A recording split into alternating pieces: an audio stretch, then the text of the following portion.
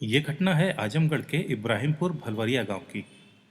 ये आजमगढ़ का एक मुस्लिम बाहुल्य गांव है, जहां इरफान और उसके बाकी तीन भाई इरशाद, इकबाल और इमरान रहते थे। इनके पिता अब्दुल कय्यूम ने अपने जमीन का बंटवारा इन तीनों में बराबर किया था।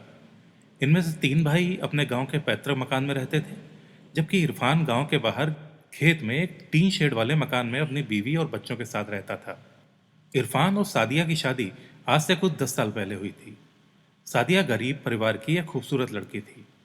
इरफान का सादिया के घर आना जाना रहता था और इसी बीच दोनों एक दूसरे को पसंद करने लगे और फिर दोनों परिवारों ने इनकी शादी करवा दी। समय के साथ दोनों के तीन बच्चे हुए, जो कि गांव के मदरसे में पढ़ने जाते थे और इरफान खेती के अलावा दरी बुनने का काम भी करता था। अनीस इरफान का एक अच्छा दोस्त था।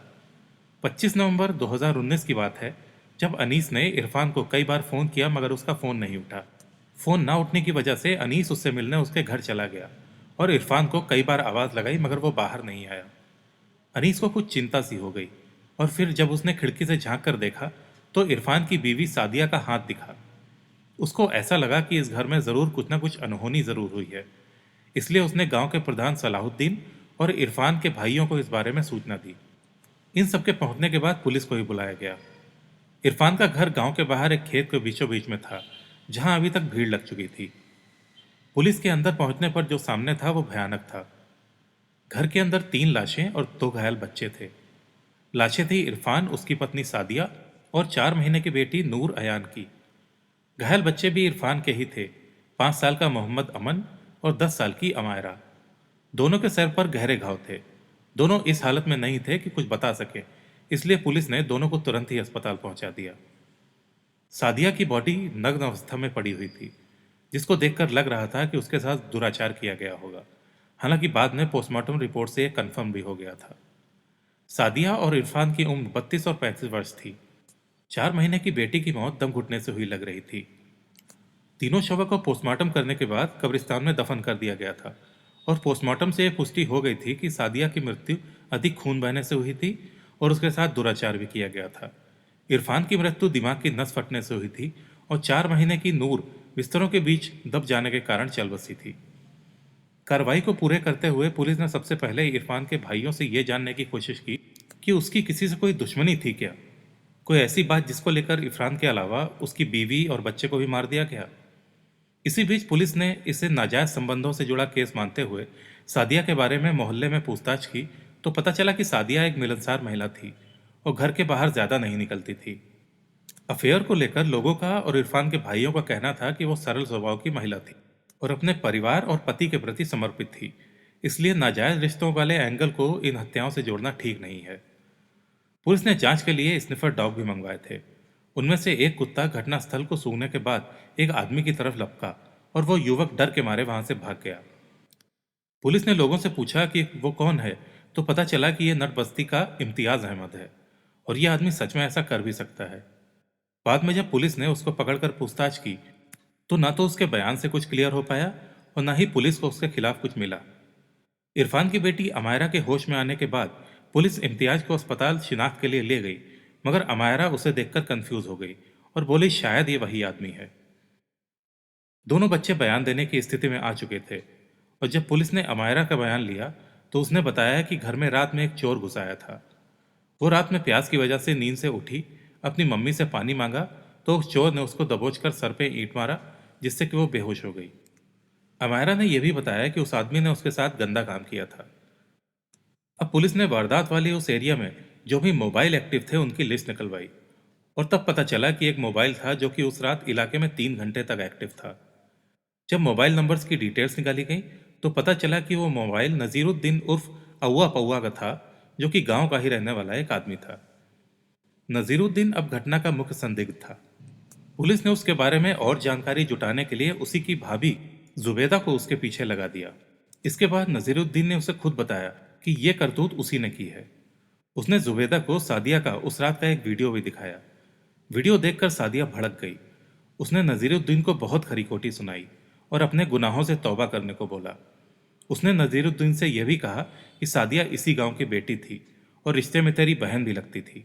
तूने इसके साथ जो किया है उसके लिए खुदा तुझे कभी भी माफ नहीं करेगा। नजीरुद्दीन उस रात जब इरफान के घर घुसा था तो जोर जबरदस्ती के दौरान उसको उस घर में एक फैमिली फोटो दिखी थी, जिसको देखकर उसको लग गया था कि वो सादिया का रिश्तेदार हो सकता है। और जुबैदा के ये कहने पर कि सादिया रिश्ते में उसकी बहन थी, उसको यकीन हो गया। और उसी के बाद नजीरुद्दीन ने अपने और सादिया के मोबाइल को एक नदी में फेंक दिया। और अब वो दिन भर घर में ही पड़ा रहता था, मगर रात में निकलकर कब्रिस्तान जाता था और सादिया और इरफान की कब्र के पास बैठकर अपने गुनाहों से तौबा करता था। घटना का खुलासा होने के बाद जब पुलिस वहां पर आई थी तो वहां पर वो पुलिस का वीडियो बना रहा था, मगर पुलिस के स्निफर डॉग्स के भौंकने पर वो वहां से चला गया। वो डर गया था कि पुलिस उस तक पहुंच सकती है, तभी वो दिन भर घर से नहीं निकलता था। 2 दिसंबर को पुलिस ने नजीरुद्दीन को हिरासत में ले लिया और शिनाख्त के लिए उसको अमायरा के पास अस्पताल ले गए। वो उसको देखते ही चिल्ला पड़ी कि हाँ, ये वही आदमी है जिसने मेरे साथ गंदा काम किया था, इसको छोड़ना नहीं, फांसी पर लटका देना। इसके बाद पुलिस ने उसको तोड़ना शुरू किया तो इसने अपना गुनाह कबूल कर लिया। नजीरुद्दीन इसी गांव में रहता था। इसके पिता का नाम अजीज अहमद और भाई का नाम अजरुद्दीन है। एक तरफ अजरुद्दीन पिता के साथ किसानी करता था, वहीं दूसरी तरफ नजीरुद्दीन सनकी और झगड़ालू आदमी था। नजीरुद्दीन की शादी रेहाना नाम की एक लड़की से हुई थी। शुरू में नजीरुद्दीन कोई काम धंधा नहीं करता था, मगर फिर उसके कुछ दोस्तों ने उसकी वेस्ट बंगाल में मशीन के पार्ट्स बनाने वाली एक कंपनी में नौकरी लगवा दी। हाथ में पैसे आने लगे तो वो ऐयाश हो गया। अब उसको शराब और वेश्यालों की भी लत लग गई थी। वो 3-4 महीनों में एक बार घर आता था, मगर खाली हाथ, क्योंकि सारे पैसे वो अयाशी में उड़ा चुका होता था।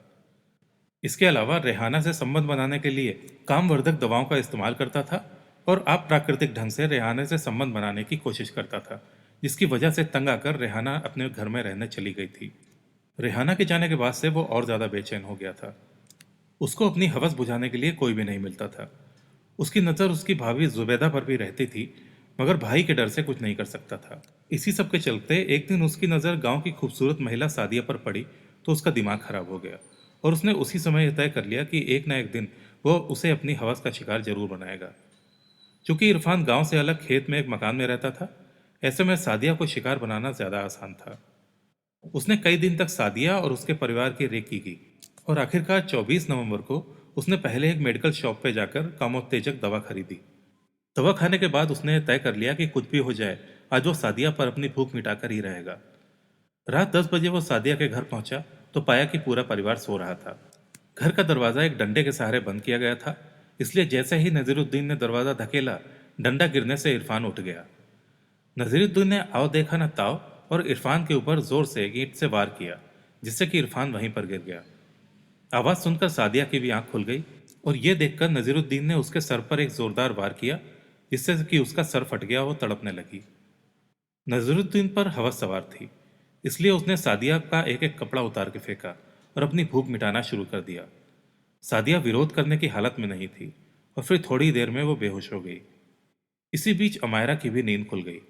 उसने माँ से पानी मांगा तो नजीरुद्दीन अमायरा के पास पहुंच गया और इससे पहले कि वो शोर मचाती, नजीरुद्दीन ने उसके ऊपर भी ईंट से प्रहार कर दिया, जिससे कि वो बेहोश हो गई।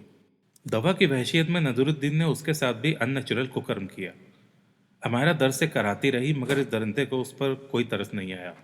जब सारी आवाज़ सुनकर अमन भी जग गया तो उसने उसके सर पर प्रहार कर दिया।